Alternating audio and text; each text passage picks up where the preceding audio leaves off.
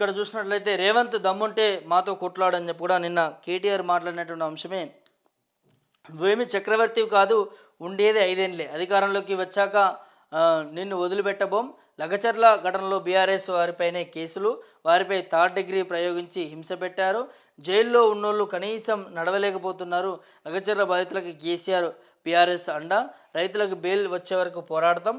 BRS కార్యనిర్వాహక అధ్యక్షుడు కేటీఆర్ అని చెప్పి కంది జైల్లో లగచర్ల రైతులకు పరామర్శ అని చెప్పి కూడా నిన్న కేటీఆర్ అక్కడికి వెళ్ళినటువంటి సందర్భాన్ని చూస్తూ ఉన్నాము. అక్కడ మాట్లాడుతూ నడిచే పరిస్థితి కూడా లేదట ఆ రైతులు పాపం. నడిచే పరిస్థితులు కూడా లేదు. ఆ థర్డ్ డిగ్రీ ఉపయోగించినట వాళ్ళపైన. మరి వాళ్ళ తర్వాత వాళ్ళ పరిస్థితి ఏంది? వాళ్ళందరూ కూడా వ్యవసాయం చేసుకొని బతికే వాళ్ళే కదా. మరి వాళ్ళపైన ఈ విధంగా ఇంత కోపంతో థర్డ్ డిగ్రీ చేయడం అనేది కరెక్టేనా? ఒక రైతు, దేశానికి అన్నం పెట్టేటువంటి ఒక రైతుని అలా నిర్బంధంలోకి తీసుకెళ్తా ఉన్నారు అని అంటే ఎటు తీసుకుపోదాం అనుకుంటా ఉన్నారు. ఇవాళ అక్కడ దాదాపు అరెస్ట్ చేసినటువంటి వాళ్ళందరినీ కూడా థర్డ్ డిగ్రీ చేసిర్రు అని అంటే ఆ రైతుల పరిస్థితి అయిన తర్వాత ఆ రైతులు ఏం చేసుకొని బతకాలి? అంత ఘోరాతి ఘోరంగా ఉంటుందా ఈ పాలనలో? జైల్లో ఇక్కడ ఇంకా మాట్లాడినటువంటి కొన్ని అంశాలు కూడా చూద్దాం. కాంగ్రెస్ సర్కార్పై తెలంగాణ మరలబడుతుందని చెప్పి కూడా రేవంత్ రెడ్డి, నువ్వు చక్రవర్తివో రాజువో కాదు, నీలాంటి వారు చాలామంది వచ్చారు, భవిష్యత్తులో వస్తారు అని చెప్పి కూడా ఎస్సీ ఎస్టీ బీసీ సన్నకారు రైతుల భూములు గుంజుకొని ఏమైనా చేస్తానంటే తెలంగాణ సమాజం మొత్తం తిరుగుబాటు చేస్తుంది. ఫార్మా విలేజ్ కోసం రైతులను ఒప్పించడంలో విఫలమైన రేవంత్ సర్కార్ చేతగాని తనానికి కప్పిపుచ్చేందుకే ప్రయత్నం చేస్తున్నదని చెప్పి కూడా నిన్న కేటీఆర్ మాట్లాడినటువంటి అంశమే. జైల్లో నేను కలిసిన వారిలో రాఘవేంద్ర యాదవ్ అని చెప్పి ఆయనే ఒక ప్రభుత్వ ఉద్యోగి కూడా ఉన్నాడు ఒక ప్రభుత్వ ఉద్యోగి కూడా ఉన్నాడు. కులగణన చేసి ఇంటికి వచ్చిన ఆయనను కూడా అరెస్ట్ చేసి కేసు పెట్టి జైల్లో వేసిండ్రు. వనపర్తిలో ఐటీఐ చదువుతూ ఇంటికి వచ్చిన విద్యార్థిని కూడా పోలీసులు వదలట్లేదు అని చెప్పుడుగా కేసు పెట్టిన అరెస్ట్ చేశారని చెప్పి నిన్న కేటీఆర్ మాట్లాడినటువంటి అంశమే చూస్తూ ఉన్నాము. ఇవాళ ఎక్కడ చూసినా చూసినా కూడా నిన్న లగచర్ల సంఘటన సంబంధించి 3-4 రోజుల నుంచి జరుగుతున్నటువంటి ఏదైతే సంఘటన ఉందో అరెస్ట్ చేసినటువంటి వాళ్ళు అసలు వాళ్ళ ధర్నాలకే పోలేదట, అసలు ఆ నిరసనలో లేరట. అసలు ఆ ఘర్షణ వాతావరణంలో లేనటువంటి వాళ్ళని మరి ఏ విధంగా అరెస్ట్ చేస్తారు? ఎవరిని పడితే వాళ్ళని అరెస్ట్ చేసి ఎవరి మీద పడితే వారి మీద కేసులు పెడతా అంటే నడుస్తుందా? అందులో ఒక ప్రభుత్వ ఉద్యోగి కూడా ఉన్నాడట. తను ఈ కులగణనకు సంబంధించి సర్వే చేసి ఇంటికి వస్తున్నటువంటి వైనంలో తనను కూడా అరెస్ట్ చేస్తున్నారని చెప్పి కూడా స్వయాన కేటీఆర్ వెళ్ళి పరామర్శించడానికి వెళ్ళినప్పుడు అక్కడ అరెస్ట్ అయినటువంటి రాఘవేంద్ర యాదవ్ అని చెప్పి ఎవరైతే ఉన్నారో ప్రభుత్వ ఉద్యోగి, ఆయన మాట్లాడుతూ తన ఆవేదన వ్యక్తపరిచినటువంటి సందర్భము ఉంది అని చెప్పి కూడా కేటీఆర్ మాట్లాడుతూ ఉన్నారు కదా. మరి ఎవరిని అరెస్ట్ చేశారు? ఎవరిని పడితే వాళ్ళని అరెస్ట్ చేస్తారా? అంటే అందులో పాల్గొనని వాళ్ళని కూడా అరెస్ట్ చేస్తామంటే ఎట్లా? మొన్న సోమాజి కూడా ప్రెస్ క్లబ్ కూడా వచ్చారు కదా, మొన్ననో వచ్చి తను కూడా మాట్లాడింది పాపం. ఎవరైతే బాధితురాలు కొంతమంది వెంట పెట్టుకొని కూడా వచ్చింది. కావాల్సుకొనే మా మీద ఈ విధంగా చేస్తూ ఉన్నారు, మేము భూములు ఇవ్వబోము, అసలు మా భర్తలు అందులో ఆ ధర్నాలో ఘర్షణ వాతావరణంలో లేకుండా అరెస్ట్ చేసినారు అని చెప్పి కూడా మాట్లాడుతూ ఉన్నారు. ఎట్లా అరెస్ట్ చేస్తారండి? ఏ విధంగా అరెస్ట్ చేస్తారు? ఇదంతా కూడా మరి దీని వెనుక చాలా కుట్రనైతే జరుగుతూ ఉంది. ఒకసారి నిన్న కేటీఆర్ మాట్లాడినటువంటి 2 క్లిప్లు ఉన్నాయి, అవి వినిపించే ప్రయత్నం చేస్తాం. చాలా దుర్మార్గమైన పరిస్థితి. ఇవాళ మేము ఇక్కడ ఉన్న 16 మందిని కలిసినాం. వాళ్ళల్లో ఒక ప్రభుత్వ ఉద్యోగి ఉన్నాడు, ఒక పంచాయత్ సెక్రటరీ సోదరుడు పేరు రాఘవేంద్ర యాదవ్. ఆ తమ్ముడు చెప్తున్నాడు, అన్నా నేను మరి వీళ్ళు ఎట్లా పనిచేస్తున్నారో నాకు అర్థం కావట్లేదు.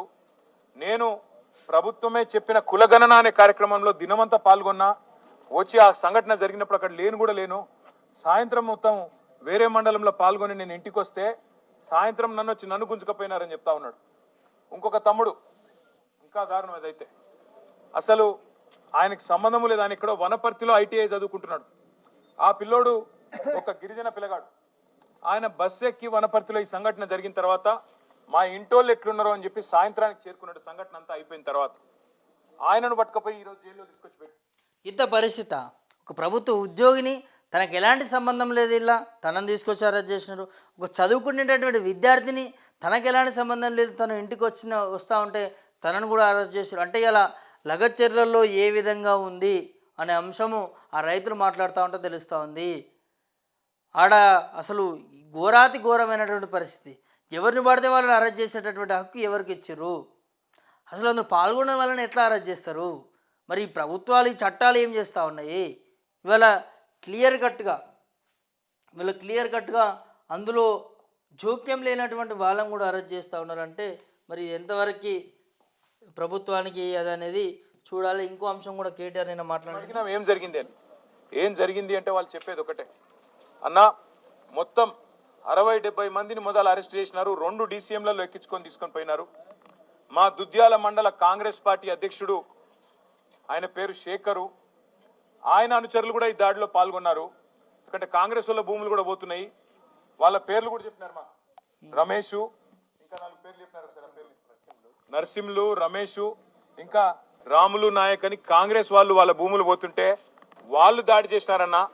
మొత్తం 70 మందిని తీసుకుపోయినారు. ముందు తీసుకుపోయినాక తిరుపతి రెడ్డి ఫోన్లో ఆదేశాలు ఇస్తున్నాడు. ఒక రాజ్యాంగేతర శక్తి ముఖ్యమంత్రి అన్నగా విన్నారా అండి? ముఖ్యమంత్రి అన్నగా ఉండి తిరుపతి రెడ్డి ఎవరైతే ఉన్నారో తన ఆదేశాలు ఇస్తా ఉన్నాడట.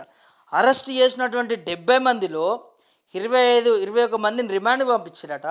ఆ మిగతా మందిని సెలెక్టివ్గా ఎవరైతే ఉన్నారో కాంగ్రెస్ పార్టీకి సంబంధించిన వాళ్ళందరినీ కూడా వదిలేయాలని చెప్పి కూడా ఆదేశాలు ఫోన్ల ద్వారా ఇచ్చినట.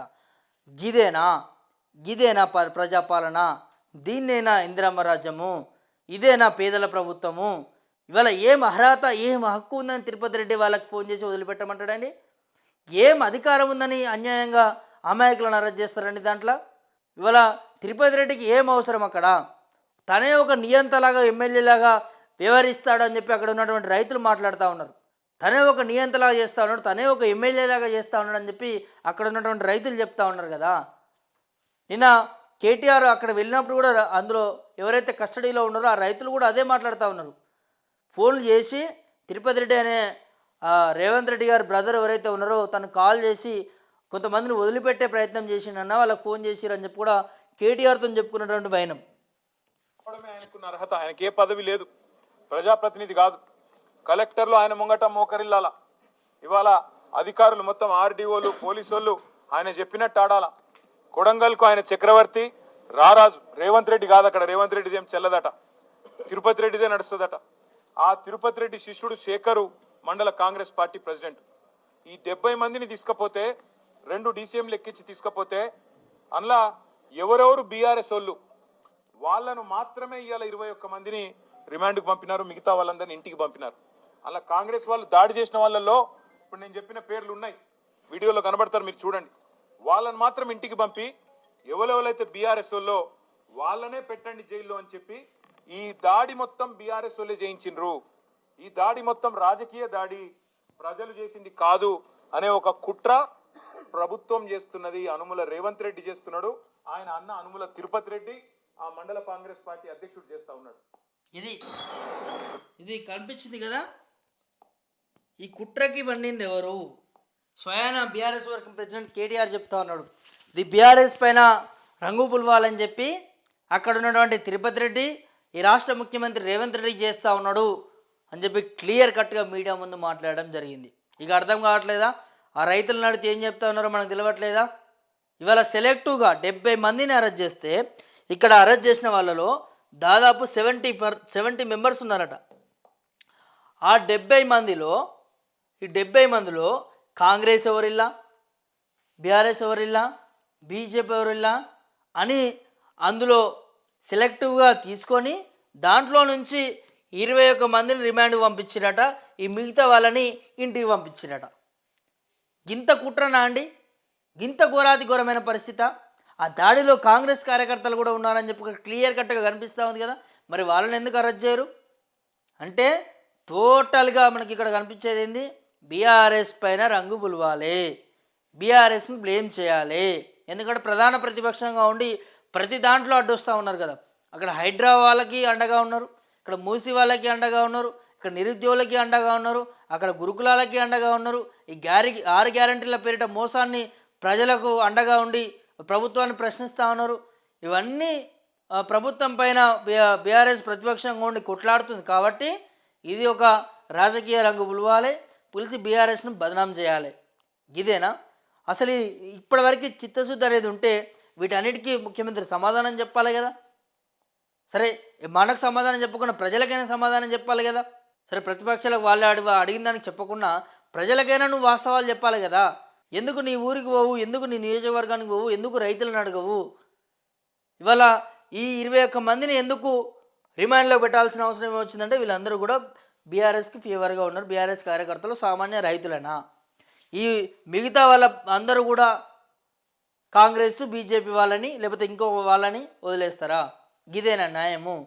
ఇప్పుడు వీళ్ళిద్దరి మధ్య ఒక చిచ్చే కదా. ఈ 70 మందిలో 21 మంది తర్వాత వీళ్ళిద్దరి మధ్య చిచ్చే కదా, ఒక చిచ్చు పెడతా ఉన్నారు కదా. ఏంది ఎటు తీసుకుపోదాం అనుకుంటున్నారు? ఏం చేద్దాం అనుకుంటున్నారు? ఇవాళ అరెస్ట్ చేసి వాళ్ళని ఏం చేసి ఇవాళ రాష్ట్రాన్ని మరి ముందుకు తీసుకుపోదాం అనుకుంటున్నారు? ఏమని ప్రజాపాలన చెప్పుకుంటా ఉన్నారు? మీరంతా కూడా ఏం చేస్తూ ఉన్నారు? ఏమని ప్రజాపాలన చెప్తా ఉన్నారు? ఏం చేస్తూ ఉన్నారు? ఇవాళ క్లియర్ కట్గా యావత్ ప్రజలందరూ చూస్తూ ఉన్నారు. లగచర్లకు సంబంధించి ఘటన అందరికీ తెలిసిపోతూ ఉంది. ఇది ముమ్మాటికి ప్రభుత్వము అక్కడ ఉన్నటువంటి కొంతమంది నాయకులు, కాంగ్రెస్ నాయకులు చేశారంటూ మరి మాట్లాడుకుంటున్నటువంటి పరిస్థితి చూస్తూ ఉన్నాము. నిన్న కేటీఆర్ కూడా వాళ్ళతో మాట్లాడినప్పుడు, ఎవరైతే కస్టడీలో ఉన్నారో ఆ రైతులతో మాట్లాడినప్పుడు కూడా ఇదే మాట చెప్తా ఉన్నారని చెప్పి కూడా అతను మీడియా ముందు మాట్లాడడం జరిగింది.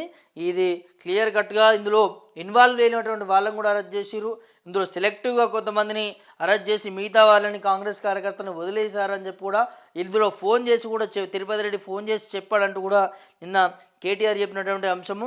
ఇప్పటికైనా ప్రభుత్వాలు సోగి తెచ్చుకోవాలి, రైతులకు న్యాయం చేయాలి.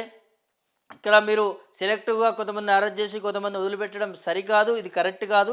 దీన్ని ప్రజాపాలన కూడా అననికి రాదు. మీరు ఇట్లా చేస్తూ ఉంటే దీన్ని ఏ పాలనలో మీకే వదిలేస్తాం. కానీ ఇవాళ క్లియర్ కట్గా లగచర్లకు సంబంధించిన అంశము, దీనికి ఒక పులి స్టాప్ పెట్టే విధంగా ప్రభుత్వాలు నిర్ణయం తీసుకోవాలి. అక్కడ ఉన్నటువంటి రైతులకు న్యాయం చేసే విధంగా, ఇప్పుడు రిమాండ్లో ఉన్నటువంటి రైతులకి న్యాయం చేసే విధంగా, వాళ్ళకి సరే ఏదో కోపంతోనూ వాళ్ళు చేసిన తప్పే అనుకుందాం, వాళ్ళు చేసిన దాడి చేయడం కరెక్ట్ కాదు, కలెక్టర్ పైన దాడి చేయడం కరెక్ట్ కాదు, అధికారులపైన దాడి చేయడం కరెక్ట్ కాదు. అక్కడ ఉన్న కోపంతోనే ఇంకోటి జరిగింది. ఈ బీఆర్ఎస్కో ఒక బీజేపీకో ఇంకో పార్టీకో రంగు పులవకండి. ఆ రైతుల బాధను అర్థం చేసుకోండి. ఆ రైతుల బాధను అర్థం చేసుకొని వాళ్ళకి న్యాయం చేసే దిశగా మీరు నిర్ణయాలు తీసుకొని ఈ లగచర్లకు సంబంధించిన ఘటనకు ఒక పులి స్టాప్ పెట్టండి. లేదు ఇట్లనే పోతాం ఇట్లనే చేస్తామంటే నిజంగా ఇక వాస్తవాలకు తెలిసి మరి మీకే ఒక మచ్చ వచ్చే అవకాశం ఉంటుందని చెప్పుడు క్లియర్ కట్గా కనిపిస్తూ ఉంది. దీన్ని ఇంకో పార్టీకి రాజకీయం చేయకుండా రైతుల పట్ల నిల్చొని రైతుల పక్షాన కొట్లాడి రైతుల కోసం మీరు న్యాయం చేసే దిశగా నిర్ణయాలు తీసుకోవాలి.